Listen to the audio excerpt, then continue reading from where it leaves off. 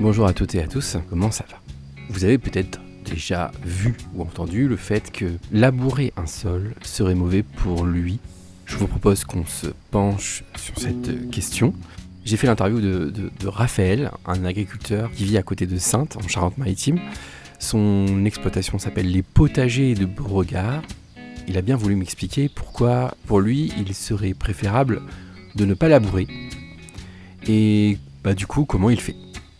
Effectivement, aujourd'hui, on ne pratique plus le labour. Le principe du labour, c'est de retourner le sol pour le décompacter et pour obtenir un lit de plantation idéal pendant un instant court. L'intérêt de ne pas le retourner, c'est de quand même avoir un lit de plantation intéressant sans pour autant mettre le sol sans dessus-dessous. Ce qui permet en fait d'augmenter la zone de prospection racinaire.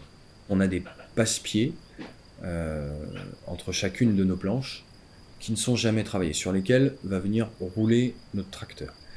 Ce qui fait que nos planches ne sont jamais tassées par les passages d'engins. Ça déjà, c'est très important. On a deux outils principaux.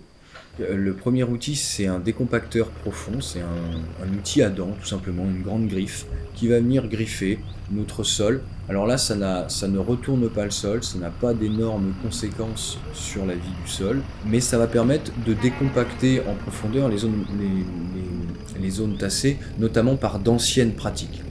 Si on récupère un terrain où il y a de la charrue qui a été passée, il n'est pas rare qu'on ait ce qu'on appelle des semelles de labour, qui rendent le sol en profondeur très dur et qui va en fait bloquer les échanges entre le sol superficiel et le sol profond.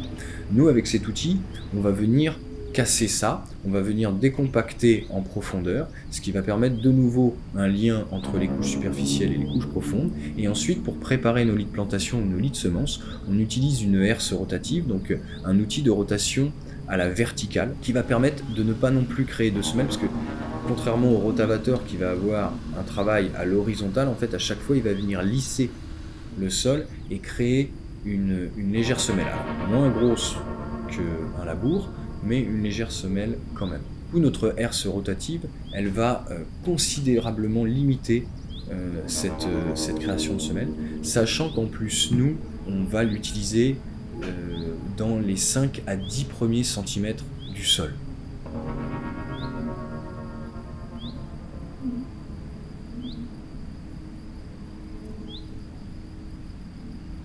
Alors on pourrait évoquer un troisième dispositif, le buteur.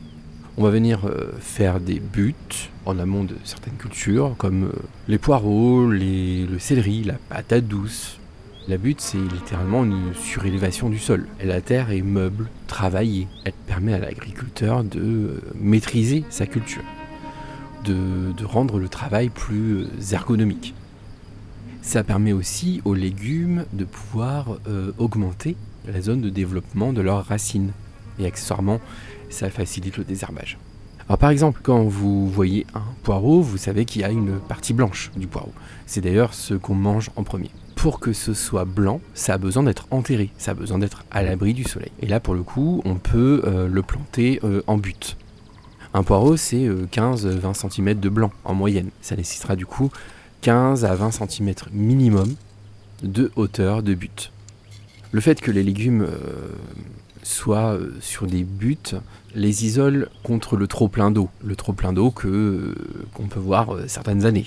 L'eau s'écoule dans la butte, ne reste pas, ne fait que passer. L'eau reste entre les buttes, sans noyer les légumes, tandis que leurs racines peuvent puiser dedans. A l'inverse, dans les moments de sécheresse, on peut mettre en place un goutte à goutte au-dessus de la butte.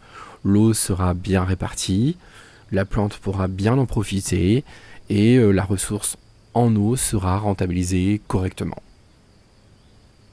Alors, il s'avère que avoir proscrit la charrue et s'éviter la semelle de labour, comme j'expliquais, permet des échanges entre les couches profondes et les couches superficielles. Quand il pleut beaucoup l'hiver, on a l'eau qui va descendre dans les couches profondes et qui va être stockée dans les argiles.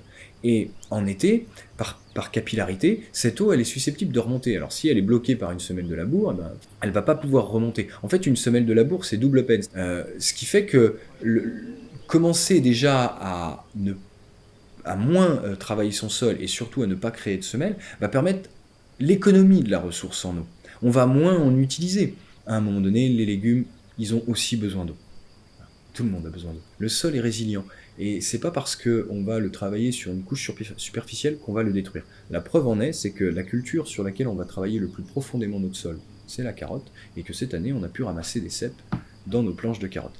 Et le mycélium qui donne le champignon étant une des choses les plus fragiles qui va être détruite assez rapidement par le travail du sol en profondeur et notamment par l'inversion des couches liées à la charrue, on s'est bien aperçu que dans notre pratique, il n'était pas tant que ça impacté. Est-ce que tu échangerais ton tracteur contre une charrue? Oui, quand il n'y aura plus de pétrole. Mais je m'y mettrai en période post-pétrole. J'ai quand même envie de vivre un peu, quoi. Et puis ensuite, après, il faut voir à quelle fréquence on sort notre tracteur. Si le tracteur, s'il travaille 3 heures dans la semaine, c'est bien tout.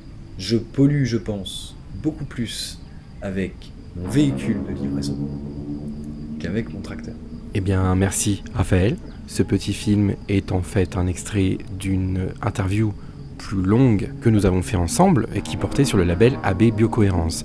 Vous trouverez le lien en description. Allez voir également le site et la page Facebook des potagers de Beauregard, l'exploitation de Raphaël, en Charente-Maritime. N'hésitez pas à liker, ça fait toujours plaisir, à commenter, c'est encore mieux, et à vous abonner. Prenez soin de vous. Salut!